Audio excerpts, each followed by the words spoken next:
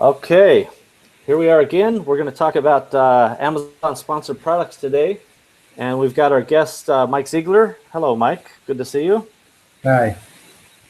It looks like I've highlighted myself, so I didn't get you on screen there. But Mike's going to take us through some of his presentation and some of his basic overviews about sponsored products. And we've got a couple questions already that we're going to get to. But we're going to give it just a couple more minutes to gather up the group because I see messages coming in and questions coming in that I want to make sure everybody's online and viewing.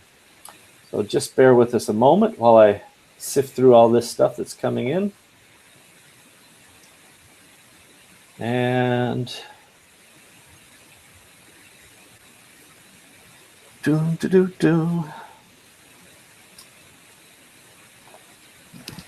And for your own reference, Mike, the first minute or two I will usually edit out. Thanks to the viewers who are already on time. You can ignore this. We're just the latecomers who are showing in. I've seen a few people pop in and then pop back out. I assume it's a bandwidth issue. Okay, we're good there. All right, so let me give you kind of an introduction. For those who are able to catch us now or watch us in the future on the recording, Mike is somebody who I met, it's probably a good year and a half ago now. And Mike and I were at a conference, and the objective of the conference was to kind of connect, Amazon sellers with, resources, not just from Amazon, but all across the board, marketplace sellers. And I had the good fortune to meet Mike, and I was struggling with sponsored products. I was struggling actually in Canada, and once Mike identified himself as kind of the guy looking after the sponsored products program, I came in and I talked to Mike, and I was fortunate enough to kind of get my first real opportunity in Canada as a result of sponsored products. So I want to proactively say that, number one, I'm a fan of sponsored products. They really can work. And number two, I'm a fan of Mike's. Even when he was at Amazon leading the programs, he was always very diligent about his communication. And he was able to kind of help me think through some of the strategies and tactics. And I hoped I did some of the same. I participated in some of the betas there at Amazon. And so it's been a great relationship. And today, Mike has left Amazon not quite a year ago, maybe 9 months ago or so. Mike, is that about right? Yeah, you got it exactly. Yeah, so about 9 months ago, he left and he started his own company, and it's really all about focusing on helping companies become empowered when it comes to sponsored ad products. As everyone knows, there's a million Google pay-per-click guys, but there's just not a lot of resources for sponsored products. And today, Mike, not only is he somebody I trust, but he manages the U.S., Canada, France, Germany, Italy, Spain. I may be missing one in there too, but he handles a lot of this stuff, not just for myself, but for many other companies or a number of other companies as well. And so, Mike, our hope today is we're going to work through some of those questions we talked about, but have you give us kind of the overview of what the Sponsored Products Program is all about. Great, thanks. Great. They can see me. We're all good there?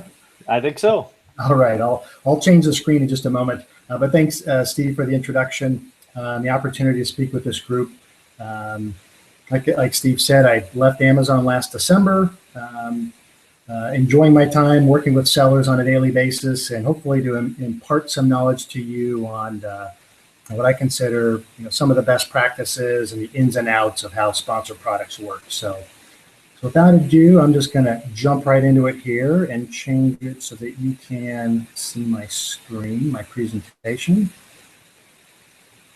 Yep, we're good. All right. So I'm going to just go right into to the agenda. So I'm going to spend time just, for a number of folks, it might be a little bit of a review, but I'm going to talk about just the infrastructure of what makes sponsored products. I'm going to go over the advertising placements. Where do you find the ads themselves, and how do they compare to the 3 or 4 different ad products that you find on Amazon? It can be a bit confusing at times from a seller's perspective. I'm going to go through how it works, explaining the auction, explaining the difference between, the next bullet point there, automatic versus manual targeting.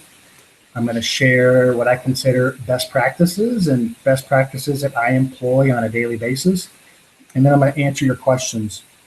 So I think the presentation shouldn't take more than 30 minutes, so it gives us 30 minutes of questions at the end.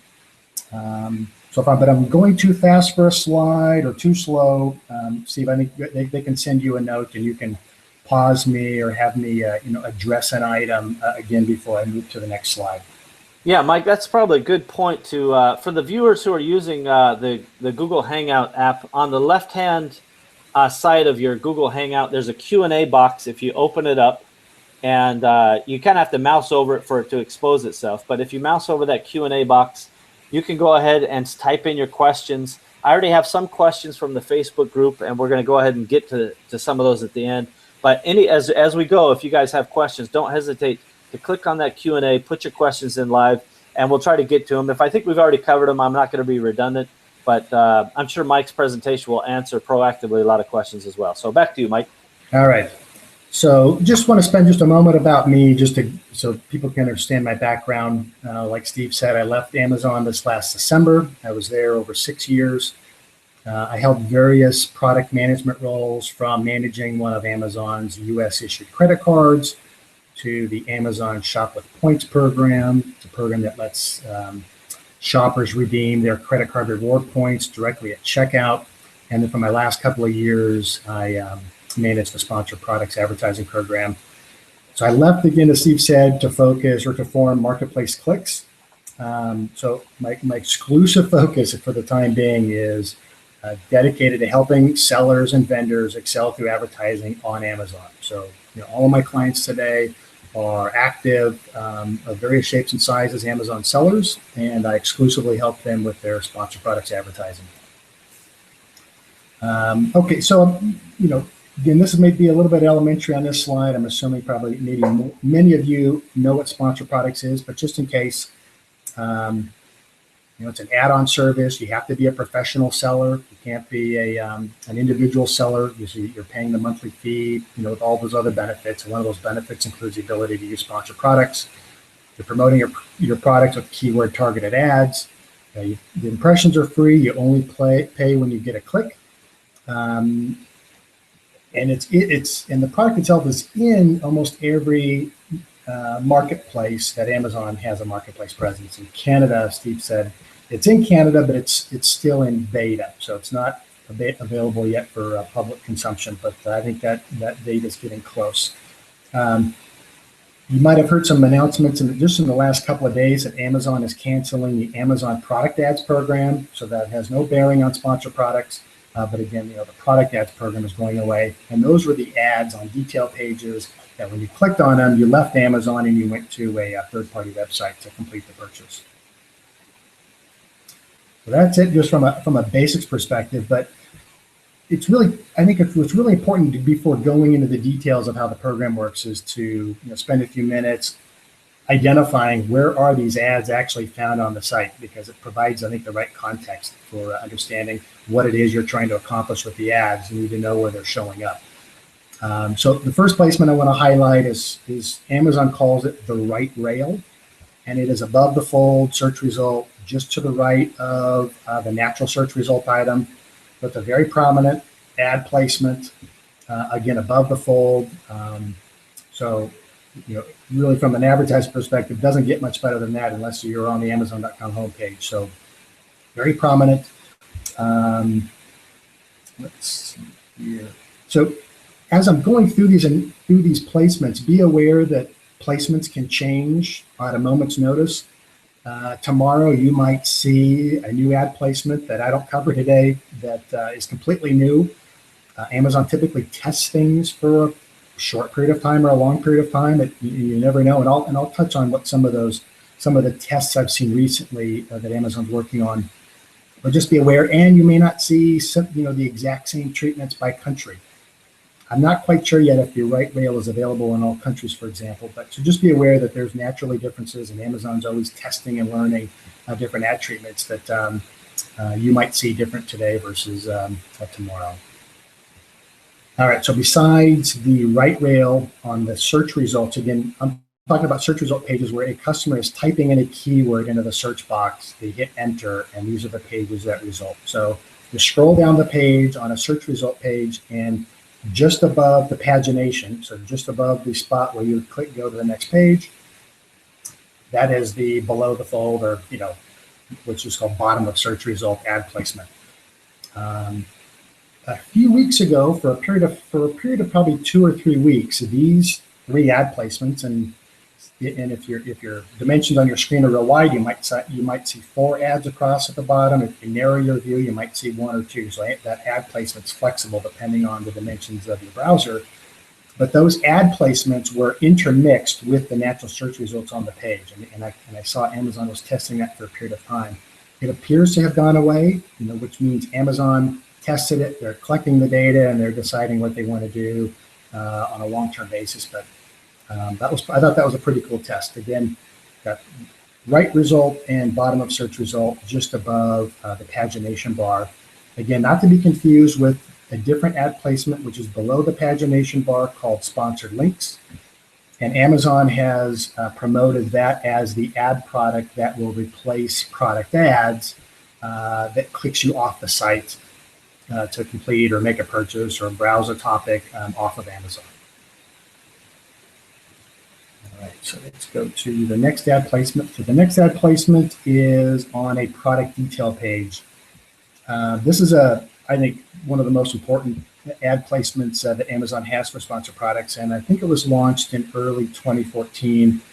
What's cool about this is your chance to appear on a product page of your competition. We'll get into strategies in just a moment, whether you're a #1 seller in category or brand new. You think about it, people are searching on search results, but the majority of their time, at least I suspect, when you're on a site, is you're actually on specific detail pages, reading the bullet points, reading the reviews, understanding whether or not that's the product that you want to purchase. And then, slap dab right in the middle of that page are sponsored product ads. So again, this is your chance to appear right on a competition's page. We'll talk about it again, another best practice about doing research when you're creating your ads, but be aware, when I am preparing to create ads, I do research. I use where my ad is showing up on a detail page to tell me where I likely fall in the auction. So if I'm showing up in the 3rd ad spot versus the 6th ad spot on a detail page, that's likely, again, where I'm falling, probably from a bid. And we'll talk about how the auction works again in just a moment. But I use this as a benchmark again to tell me where I fall in the auction. Because on those other search pages, it's tough to tell because you've got ads on the upper right rail, you've got ads at the bottom, and you're having to click from page to page. And sometimes you'll see ads repeat. A good sure bet is to go here to see, okay, where do I think I rank in terms of all the people that are bidding on a particular keyword? I use the detail page to help me figure that out. All right, so this is a relatively new ad placement. It's just a couple months old. And maybe you've all seen this, and maybe you haven't seen it yet. But this is this treatment is called Amazon Stream. In the upper right here, depending on your browser at the time or your session, probably about half the time I would say I see this. Again, it's in this screenshot in the upper right. I see this thing. It says, "Discover beautiful things on Amazon, updated daily, shop." When I click on that button, then I get this Pinterest-like free-flowing set of product images that has a never-ending scroll. I can scroll literally forever, and Amazon is showing me more and more products in this. Again, it's a completely different view of browsing for products than Amazon is, at least as far as I know, has done before. What's amazing from my perspective is that all the products you see in this Amazon Stream placement are sponsored product ads. Every single one of these. So, it has it right here in the upper right. These products are sponsored. You click on there to promote your product. You're taken to the sponsored products marketing page. The more I go into this over time, the more variety of products I'm starting to see. I'm seeing more electronic items show up here. You can see at the top, you can divide it by all women, men, And then when you click on one, you can save it. Then you can save it to your own little batch of saved products you can analyze on a later basis or come back and purchase. But again, this is not based on insider information. This is my own intuition that in the future, I could imagine this being a streaming view of iPhone cases, of whatever, bath towels, all different kinds of products I can envision, Amazon having this streaming treatment for. So I think very important. As far as I know, it's only in the U.S., but if it proves to be successful in the U.S., I would think we'd probably find it everywhere else.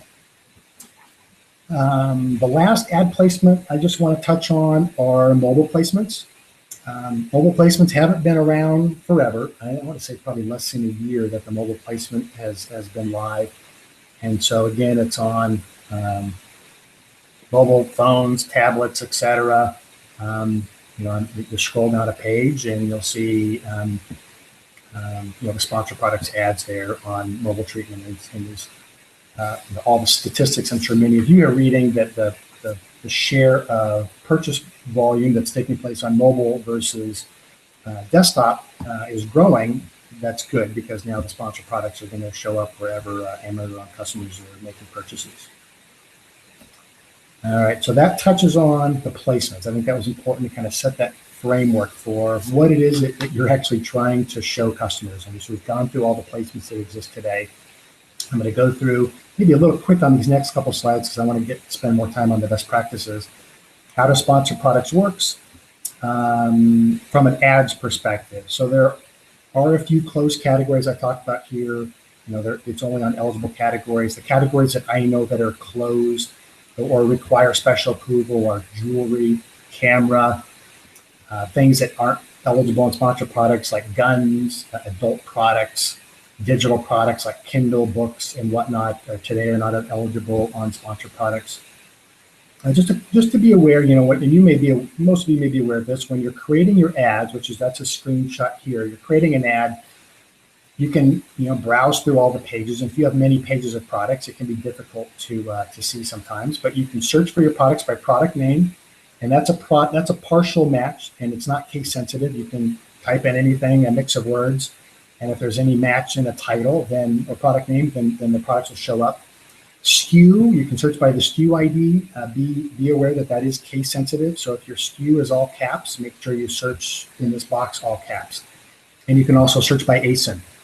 A little tip, if you have, let's say, 5 different product lines, and each of those product lines has a SKU ID that has a different, let's say, first 4 characters are unique by product line, then you can search by SKU and have a partial SKU in the search box, let's say just for those first 4 characters. Now you've narrowed down your product set just to that product line, and now you can advertise just that product line. You've narrowed your view. You can click select all on this page, and you're done. So that might make your life a little bit easier.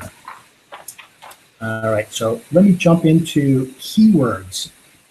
What's important to note is that keywords, must be relevant to the product being advertised. What does this mean? You can't bid on the keyword iPhone 6 case if you're trying to sell bath towels.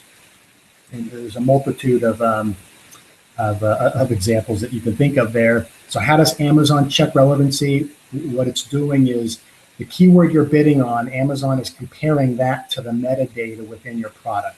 Think of things like product title, maybe your generic keywords or other type of catalog information associated with your product. If your keyword is not found there, then it's likely that keyword will not be considered relevant and wouldn't show an impression regardless of how much you're bidding. For those of you familiar with other cost per click ad programs that let you do exact match or negative match, Amazon exclusively for right now uses broad match. And the simple example I give here, if you're bidding on the keyword red dog bowl, assuming that's relevant to your product, and a customer searches for dog bowl, it would result in a match. The other thing here, a number of accounts that I work on or inherited from my clients, be aware that Amazon already takes care of plurals, so you don't need to bid on red dog bowls, red dogs bowls. Just think of all those different iterations. Amazon takes care of plurals for you, so you don't need to enter in multiple keywords. Amazon also takes care of word order. Don't worry about interchanging iPhone 6 case iPhone 6, whatever those are, and capitalization. Don't worry about all caps, all lowercase, capitalized leading letter. Don't worry about any of that. Amazon treats those all as the same keyword. Potential question I'll head off here regarding that point. You might have an all caps version and a lowercase version, and you're seeing different stats show up for those two different keywords. And that's really just kind of random probability that Amazon's just, allocating impressions, clicks, volume right to those different keywords. If you have an all caps version that got 10 impressions and an all lowercase version that got 10 impressions, and it looks like they're different, 10 here and 10 there. If you only had one version, that one version would get 20. So again, don't worry about if you're seeing different numbers there. It's just a matter of Amazon distributing the volume, but it doesn't actually denote that there's a performance difference between those two different capitalization versions. All right, so the auction. And this is taken, I think, everything but the green bullet point here. This is taken verbatim out of the Amazon help content, which I mostly wrote when we relaunched the new campaign manager last year. So I'm just going to touch on this again. Amazon searches for a product by entering a keyword into the search box. Amazon finds all sponsored product ads that contain that keyword. So if you're bidding on that keyword somewhere, Amazon's collecting all those up. So if I'm searching for iPhone 6 case, I'm now gathering in the 1,000 ads that have that a customer is bidding on the term iPhone 6 case. The first thing Amazon does is they remove any ads that's not winning the buy box. So the great thing, again, with this program, your ads only show up when you're winning the buy box, so you're not paying, to drive a sale to somebody else's listing. The ads are then, so once you remove those, right, then the next step, the ads are analyzed for relevance. So Amazon makes sure that keyword is relevant to the product by doing that metadata check, like I mentioned earlier. And then the remaining ads that pass those first two checks are stack ranked through a mathematical calculation of two factors. The first being how much are you bidding? So what is your bid? And the calculation of what is a customer's probability of clicking on that ad. So it's Amazon's own algorithms make that determination to figure out the ad rank. So if you can imagine, if you have an ad that has a higher probability of being clicked, then you would need a lesser bid to show up in the first ad position. And conversely, if you have a low probability of being clicked, then you would need a higher bid to compensate for that low probability. An important note here at the bottom, smart pricing. I think Amazon launched this when they launched mobile or maybe some of the new ad placements last year. If Amazon launches a new ad placement, for example, when they did with mobile, and if Amazon's data shows that the placement is less likely to result in a sale, they'll automatically prorate the charge that they would have charged you for that click. So that's why you may occasionally see a click that only costs 1 cent, because maybe that must have been clicked on online and the probability is maybe half of what it is on desktop. So Amazon's taking care of that smart pricing for you. For those of you familiar with Google AdWords, you actually have the ability to customize what you bid for different placements, but Amazon's kind of taking care of that for you with that smart pricing feature. All right, so I'm going to pick up the pace here just a little bit. Sorry if I'm talking fast, but we'll have time for questions. Automatic versus manual targeting. Pretty straightforward. Let me just hit the highlights. With manual, you're selecting the keywords to display your ads. You can set specific bids at a keyword level using manual targeting. And my recommendation is use when you know which keywords will produce the desired results. You know what keywords are relevant to your product. You want to be competitive on those keywords. Use manual targeting. What's automatic targeting then? Amazon targets your ads to all relevant customer searches. So what you're doing is you're green lighting all of those relevant terms, all those keywords that Amazon would have vetted against that product to see if the keyword you're bidding on is relevant or not. Amazon's automatically lighting those up. So you can imagine if you put a lot of products into an ad group, you could be enabling really a large number of of keywords with automatic targeting. I wouldn't call these downside, but some of the restrictions with automatic targeting, you can only set a single ad group level bid. You can't turn off the poor performance. You get the good with the bad. You can't turn off specific keyword terms. Ultimately, this approach is intended to generate more search traffic, and I highly recommend using this as a form of keyword discovery. Let Amazon do the groundwork of figuring out which keywords are going to result in conversions of sales for you, and use automatic targeting to do that. All right, so I'm going to go. Hey, Mike, let me just pop in. If you go back to that slide just for a minute, because one of the most common questions that we get is all about how does Amazon deal with manual and automatic if the same keyword exists in various campaigns?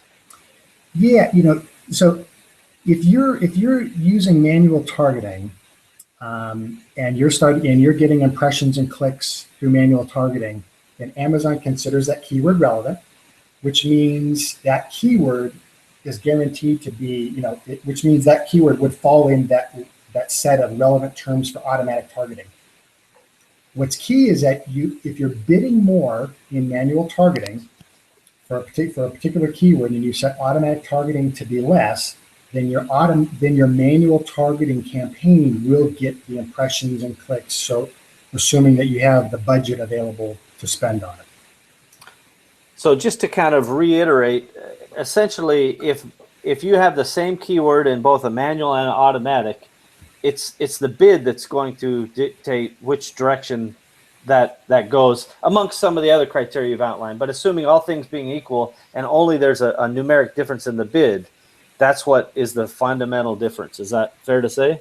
That is fair to say. So let me give you another example. If you create a manual campaign and bid 50 cents on all your keywords, and then you create an automatic targeting campaign for the same products but bid $1, your manual campaign is probably going to get 0 impressions, because all that traffic is going to go to your automatic targeting campaign because you're bidding more for those keywords.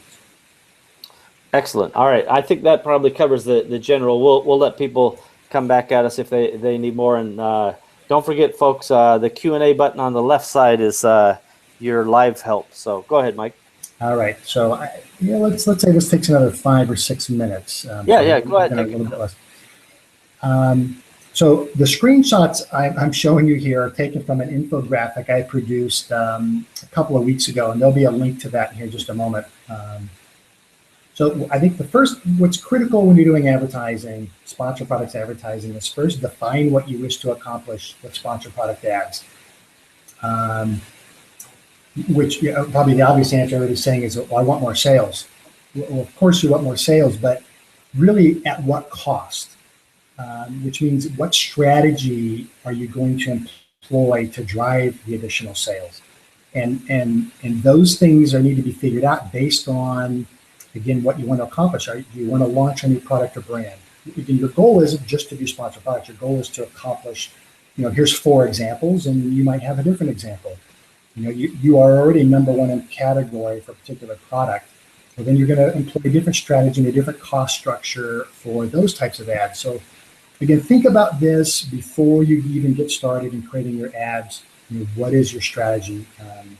What is your product strategy? All right, so once you've got your product strategy down, the next thing that I always do is assess the competition's advertising strategy. So I'm always doing lots of sample searches when creating a new campaign.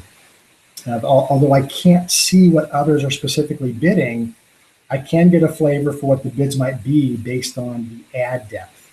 And by ad depth, I mean, if I search for, this might kind of always go back to the well on an iPhone 6 case, and I go to page 2 of search results, and I go to page 3, and all of a sudden I find I'm on page 15 of search results, and Amazon is still showing ads, it's likely for that keyword or type of product that there's a lot of competition, and to be relevant for my ad, I'm likely going to have to bid more.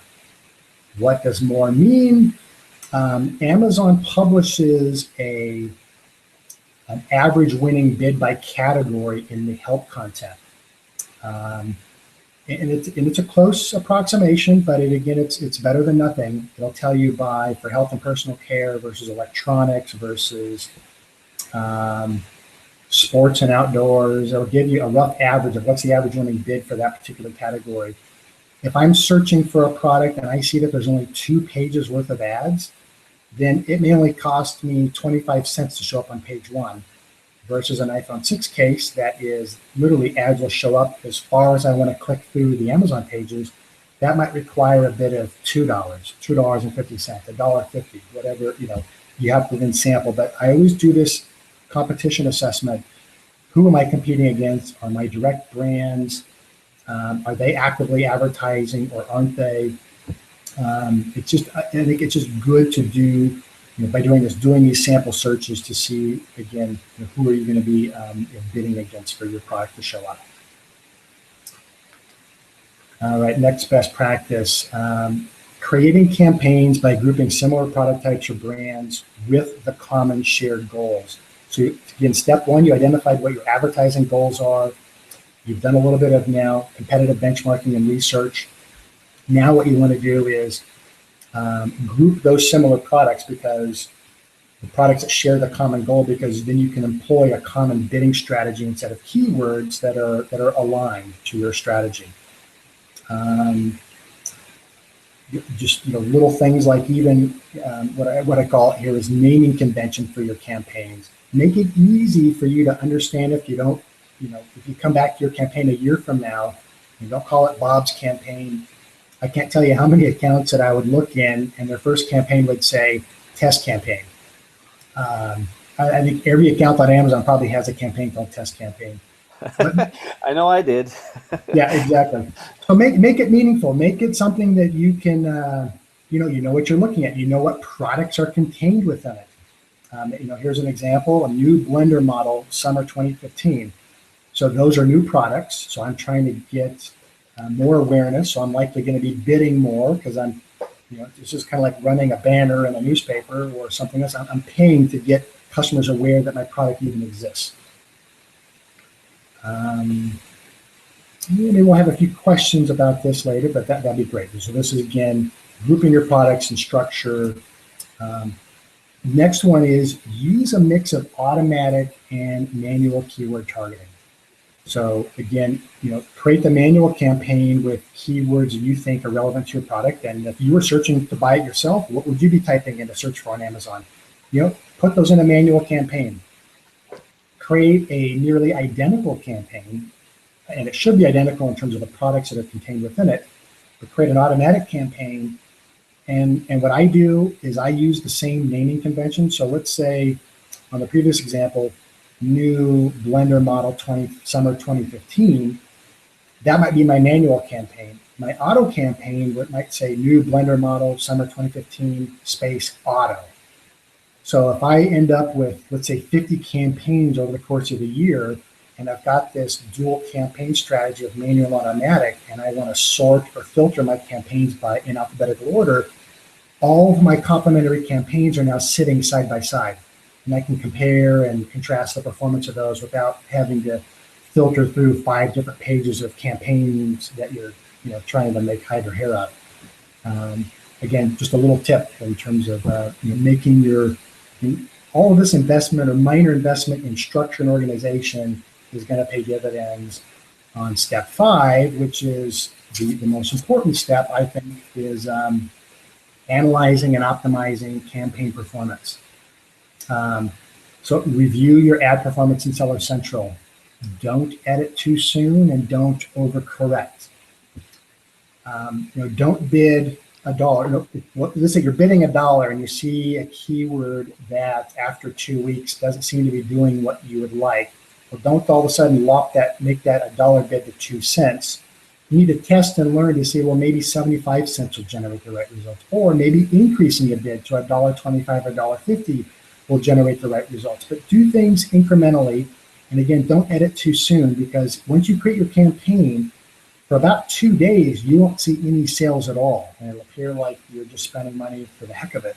There's a lag between when a click occurs and a customer makes a purchase before those sales actually show up in the sponsor products Seller Central UI. So be aware of that. Compare the goals that you're seeing in in the results versus what you had set up from a goal perspective.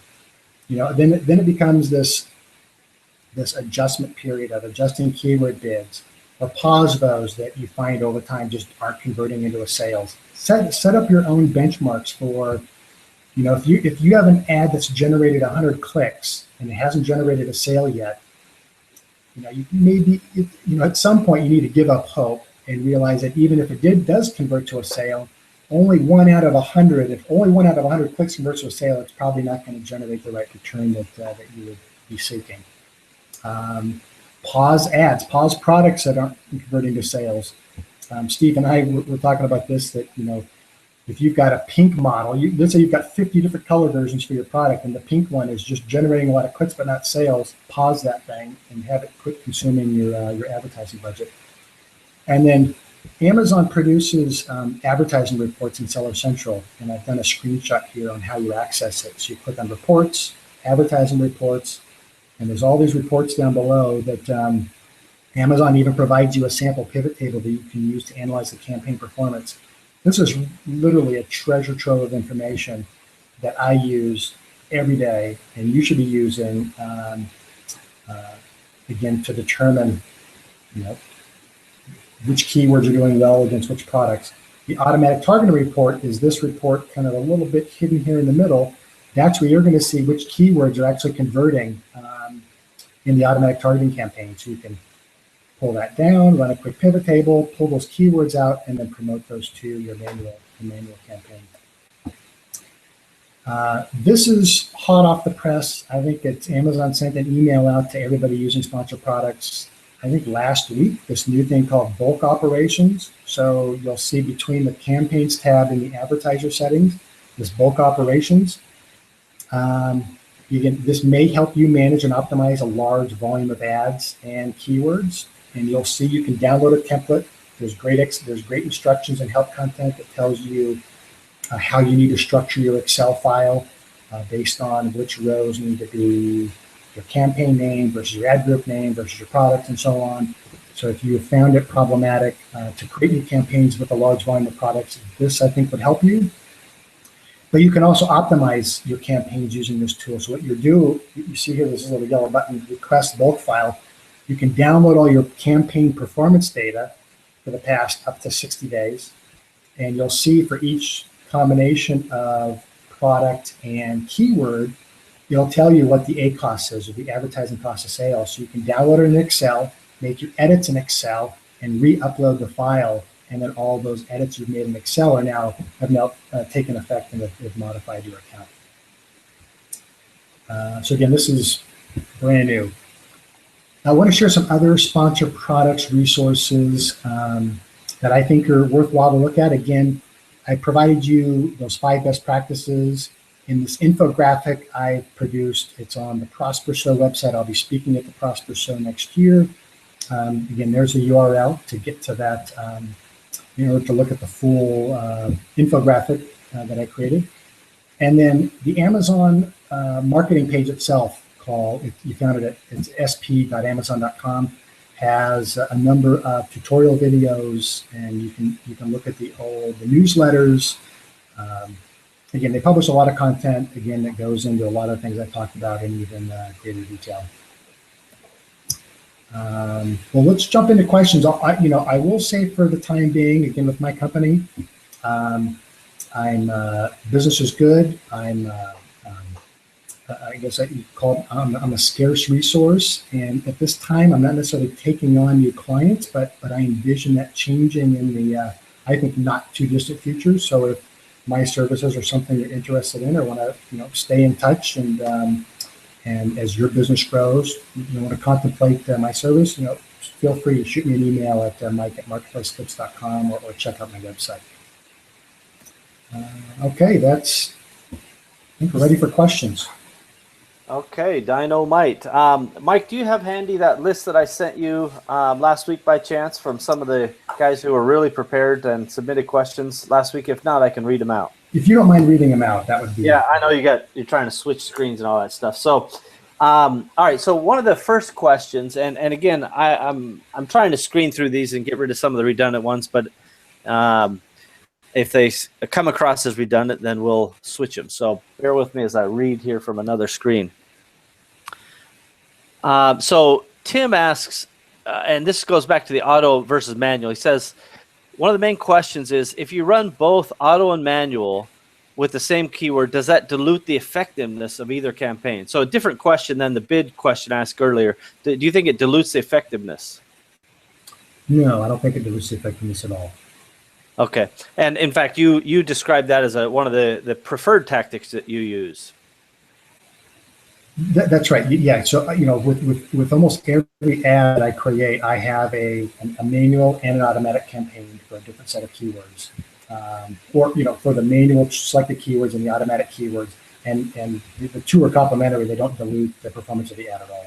Is it fair to say, at least my gut instinct and how I have operated these in the past, is I would set the manual, once we identify the keywords, to a higher number, higher CPC than the automatic. The automatic would be a lower number, and then try to be a catch-all to get more keywords into the manual campaign eventually. Is that how you do it? Yeah, you're exactly right. The manual needs to be set at a higher bid versus the automatic targeting. Otherwise, again, if you set a higher bid on your automatic, then your manual, you outbid yourself on the automatic campaign or on the manual campaign, and you won't get any impressions or clicks on your manual.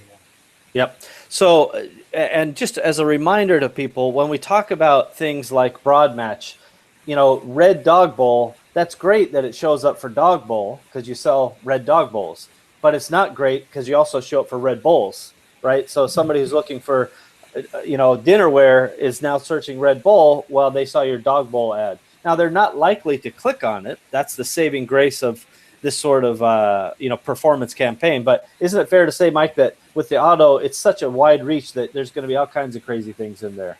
You're exactly right. You're going to get the good with the bad. And made it. I'm glad you brought this up because I even made a note that I forgot to mention.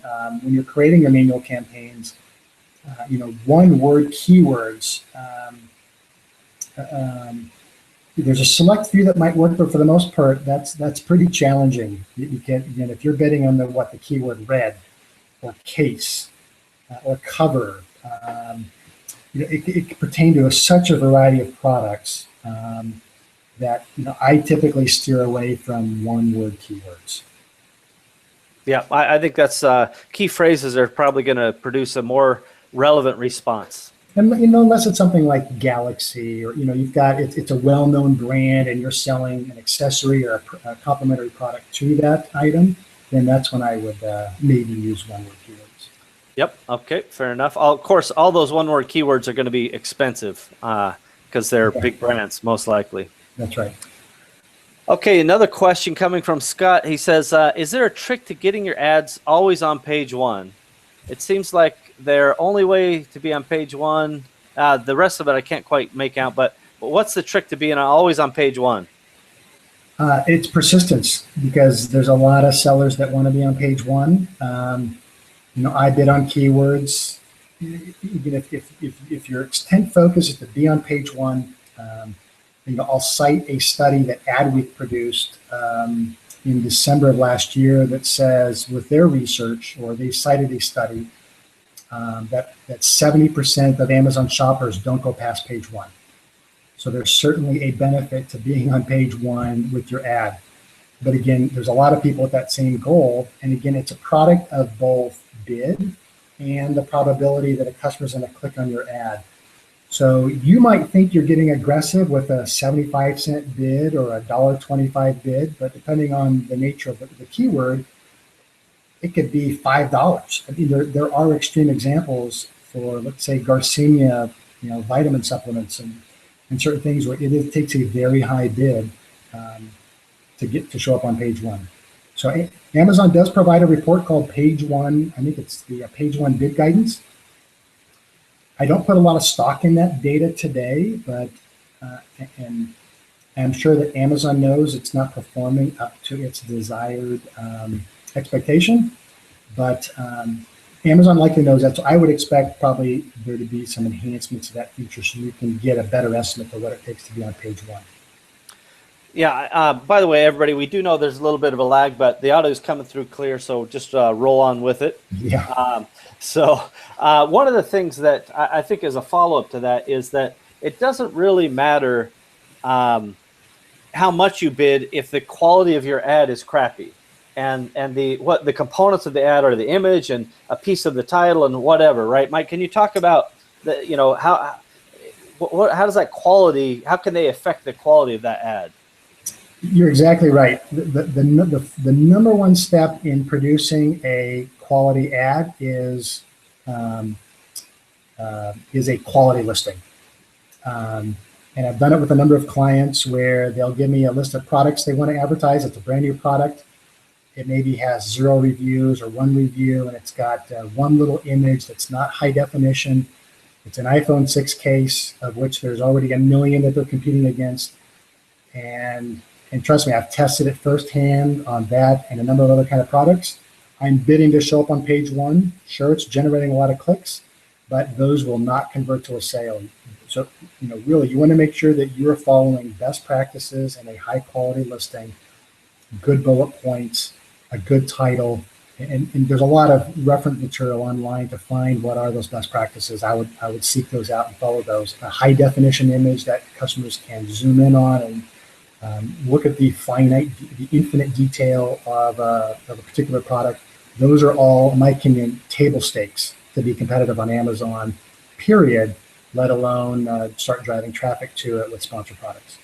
Yeah, I definitely agree with that philosophy. So one of the principles here, for anybody who's familiar with pay-per-click advertising, Google has a very clear quality score that basically is their view of your ad and your quality of the ad and the likelihood it'll be clicked.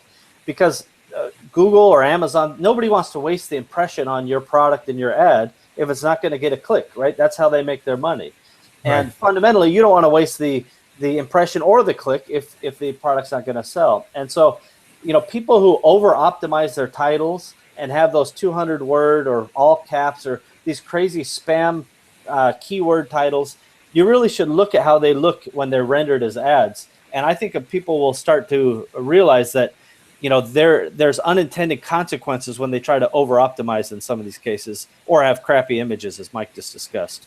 Yeah, no, you're exactly right. And I'm hearing more and more from my sellers that the Amazon sin is probably start to be fairly restrictive. If you've got a title that has 300 characters today, maybe you've already received notice, or if not, you likely will soon. That Amazon may stop listing those products, or they're going to be put at a competitive disadvantage for the natural search ranking, in addition to potentially sponsored product ad ranking.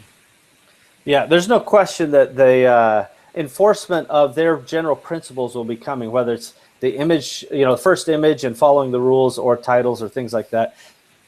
It's okay for people to test as long as there's no sheriff around, but once the sheriff shows up, you better get straight real quick. Okay. So Fina asked another question here. She says, what's the most effective daily budget and budget per keyword depending on niche? She says she always feels like she's overspending on keywords. I'm sure there's a lot of us who can identify with that. And so let me let you, that's kind of a tough question to answer, but give it a go. Most effective daily budget and budget per keyword depending on niche. Is that? Yeah, it's a good question, because you can take different strategies when you're bidding. And when you look at the tutorial or the infographic, if you check that out, you'll see that I talk about bidding conservatively versus bidding aggressively. And so what you can do is, again, when you're first creating your ads, you're discovering what's going to work, what's not going to work. You have to invest money. You have to start generating some type of result before you know what's going to work and what's not going to work. What do you need to optimize? So you can do things like not setting a very aggressive budget. You may be limiting your exposure to $10, $20 a day initially for a particular campaign. And then from a keyword bid perspective, again, you can take 2 different approaches. With some clients, I bid conservatively. I start off with let's say an 11-cent bid. Maybe it's for a particular category I've gotten familiar with, and I might think that 11 cents is in the range but low. So I start out 11 cents. I wait a day. Is it generating any impressions and clicks? No. Okay, I dial it up to 21 cents, and I dial it up to 20. I start to dial it up until I start to see the traffic that I want, and that process could take a couple of weeks. Or you could take a different approach and maybe start off your bid with $1. Pretty quickly, you're going to see which, are you showing up number one at search result? Are you exhausting your budget by noon? It's okay. The reason you're setting a conservative budget is that you want to generate results. It's okay if your campaign goes out of budget initially, because again, you're limiting your exposure and you're trying to figure out which keywords are going to work versus which ones aren't. Yeah, again, I think, that as a best practice is probably a good one, which is you're limiting your overall exposure with that daily budget. You can spend whatever you feel comfortable with. The more aggressive will get you faster information, but it may not be a very positive ROI straight away. So for Sofina's purpose, use your daily budget as your kind of safety valve, and then budget as much as you can to find out how aggressive you need to be. She also follows up with, it says, should we bid on individual keywords in a separate campaign that we're looking to rank for? And I'm not sure if I follow that. Maybe you do, Mike. Yeah, I'm gonna write this down. Can you say that again? Yeah, it says, should we bid on individual keywords in a separate campaign that we're looking to rank for? And if I was parsing that, I would guess that she's basically saying, hey, we're doing one group campaign, and then she's thinking, should there be an individual keyword campaign? And if I was guessing, I would say you just keep them in one campaign and manage them individually.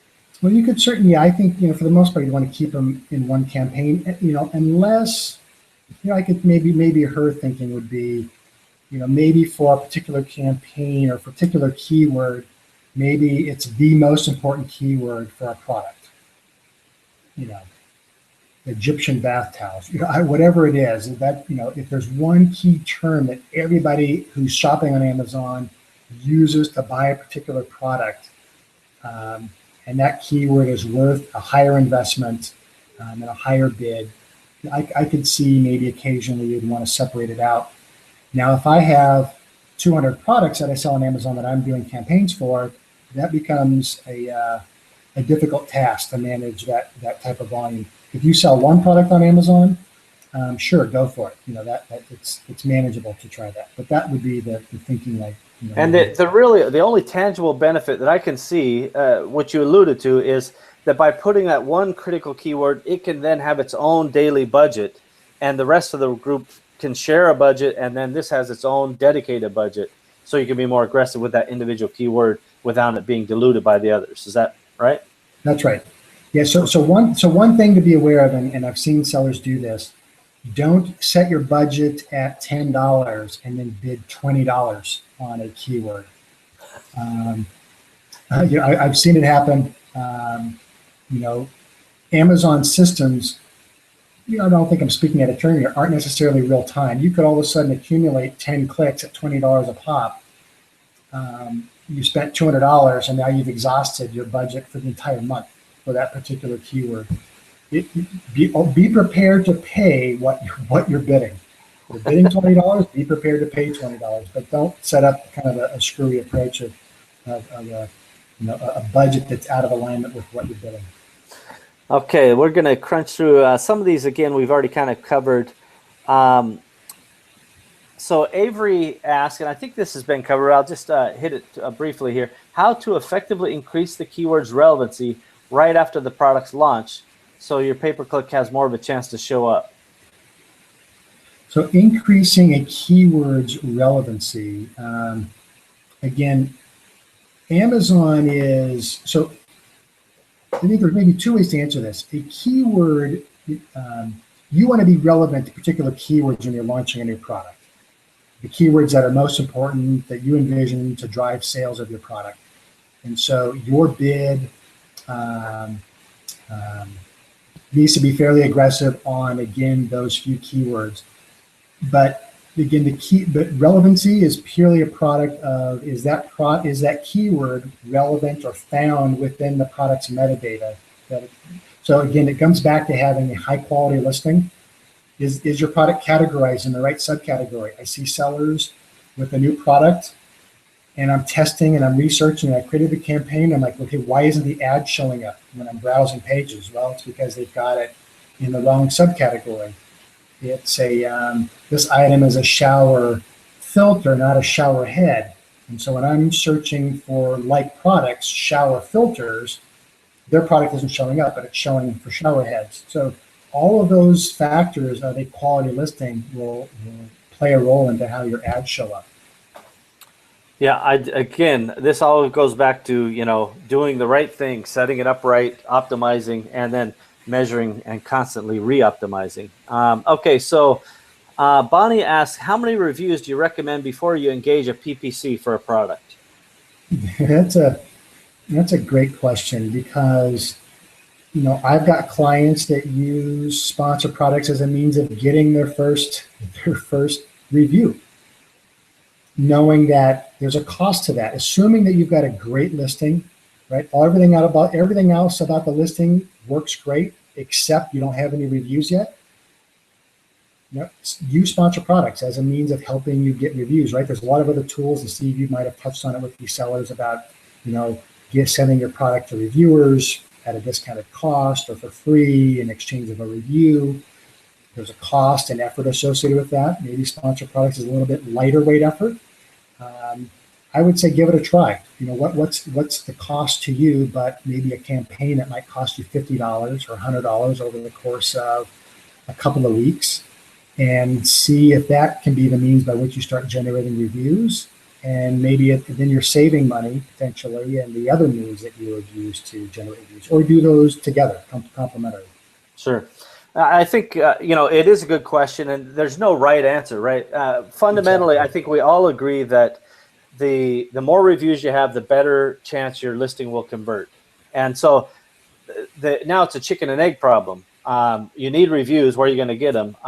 We have talked about in this group on Facebook and otherwise different methods for seeding some of these reviews, but nobody really does the math. And we're going to talk about this in the upcoming weeks a little bit more in depth with the group, but nobody does the full math on what does it take to give away your product, your time to execute it, the shipping, the FBA costs, the promotion company costs.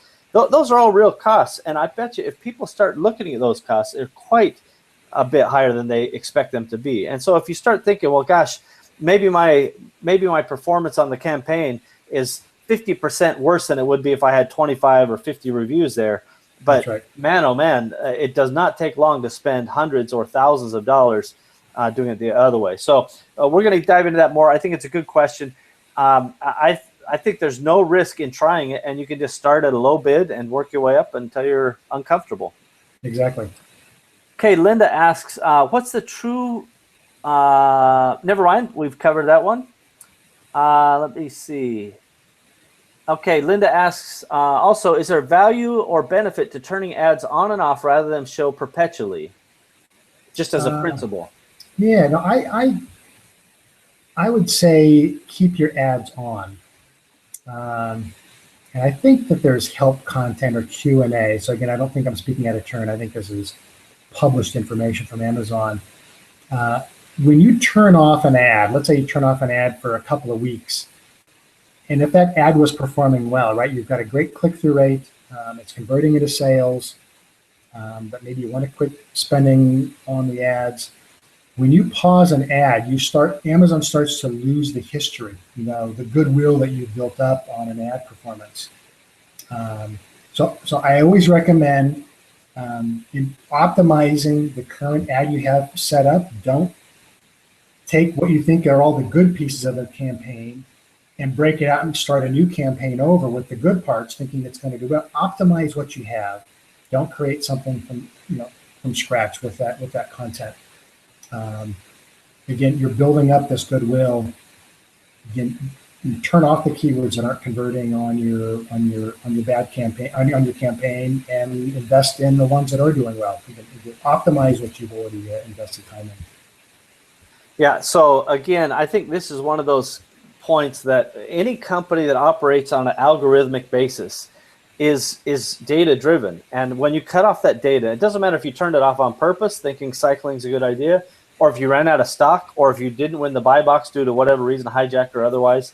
All of these are interruptions of data flow. And, you know, I don't know anything about Amazon, but I know about data. And Google and Amazon, any guy who's trying to get your money and they're doing it and optimizing off of data, when you cut them off the data, you're starting kind of your momentum over again, or at least you're reducing that potential momentum. You don't have to agree or disagree on that, Mike, because I know you're got all the insights information there. But fundamentally, if you have algorithmic companies, you've got to give them data. And, I think that's probably why it's key also to make sure you don't run out of stock on items that sell well. Right? You run out of stock for 2 months, and all of a sudden you get stock back in, and you're like, hey, I used to show up on page 1 for these keywords in that without having to pay for ads. Now I'm back in stock and I'm showing up on page 6. Well, you have to rebuild that history with Amazon. Yes, she's a cruel beast at times. Okay, so another question. Oh, this has been covered already about sponsored products versus product ads. Okay. So Andrew asks, is there an advantage if he just has a single product to having more than one for a single product, is there an advantage to having more than one automatic and manual ad? Automatic, I don't think so, but yeah. Manual probably. So again, you know, it's kind of like this. So it's about having the right bid, right? So if you've got a manual campaign with a set of keywords, you're likely bidding higher on. Those are your head and torso keywords. Then you've got this complementary campaign that's automatic targeting, that's cleaning up all these unknown terms that will convert at a much lower cost. I think you just understand really. The next question is, should you have multiple campaigns for the same keyword? I say yes if it's automatic and manual, unless I heard the question wrong. Well, I think fundamentally, just basing on kind of my experience and the information you presented so far, for a single product, the best practice that was shared thus far is have an automatic campaign that's bid, you know, a little lower and maybe at a threshold that you're comfortable with, and then as you get the manual keywords for the same item, because you have one item in this scenario, you're bidding a little higher, and you're pulling those keywords out of the automatic campaign from time to time, and that allows you to build your manual campaign to be more focused on the performance keywords, and that's just right. The way it works, right? That's right. So make sure as you are, you know, picking all the ripe fruit off of the automatic campaign, it's now going to start. It's now just going to show to the dogs. So you need to make sure that you lower your bid on your automatic campaign as you're doing that. Otherwise, you know, that automatic campaign, which was doing great, all of a sudden is just going to go south quickly. Well, it's because you've taken all the good stuff out of it.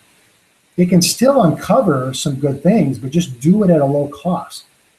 You know, if all of a sudden you take your automatic campaign and you're only bidding 5 cents, at that point, it's okay to generate useless clicks. You just need that occasional home run of a sale, and that automatic campaign at 5 cents is going to do stellar. Yep, I agree with that strategy entirely. Andrew also asks, and I think we've generally covered this, and I'll ask just for your endorsement on this since we're running long on time here. But should an ad just stay running even if you do run out of stock or you get a listing blocked or whatever happens? Is it okay to just leave the ad running? Is there any risk? Nope, you can leave it running. If it's not in stock or you're not winning the buy box, Amazon just won't show the ad. Yeah, so there's no cost and there's no reason to micromanage all those various things that are happening. No, yeah, make it easy for you. Once you're in stock, the ad will just magically turn on. So just kind of alleviate some overhead on your part. Okay, we do have some other questions, but we're running long, and there's actually a series of things that came out of this. By the way, I didn't know about the Pinterest type ads, Mike. That was excellent info. Yeah, it's pretty cool. I think for those of Amazon sellers, the naming convention you use for your SKUs, Mike alluded to this, but it's an important thing because it makes your life a lot easier when you get into dozens or hundreds of products. Right now, a SKU number is just a random number to you. You're not even thinking about it. But we can talk more about some good naming conventions for SKUs in the future because they make a big difference when it comes to managing lots of products. Yeah, I think Steve, I think I know your products as well as you do now. No doubt you do. No doubt you do. The other thing, and I would really like to focus or leave it this as the most important point for the folks. It's all about optimization. This is not a one-hit wonder. You can't just set it up and forget it. You have to constantly manage and optimize this thing. Isn't that a fact, Mike? Yeah, I mean, yeah, exactly. But if you're selling 2 or 3 products on Amazon, we're probably talking a half hour a week. You can, likely take care, maybe your initial setups can take a little bit longer, but, you're not talking about an exorbitant amount of time, but that's exactly, you have to tend to it to keep it performing well. Okay, so we're going to let it go there. There are some other things. I'd like to thank you, Mike, personally, and on behalf of the group and the folks who are watching even later.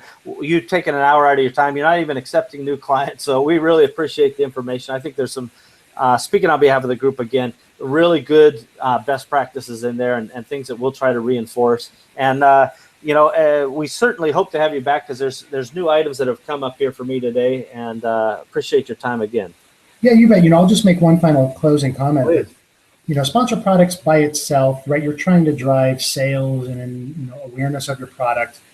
But the ultimate end state is that sponsored products is like an advertising campaign, right? It's a billboard on the street. It is an article in a newspaper that you're driving awareness so that people become aware of it, and then they start to just go on their own accord.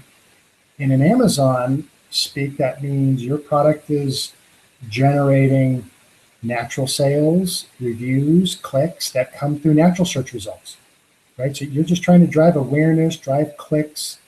When I was doing research for this, I think I looked at a particular product, and they were on page 1 for the term iPhone 6 case.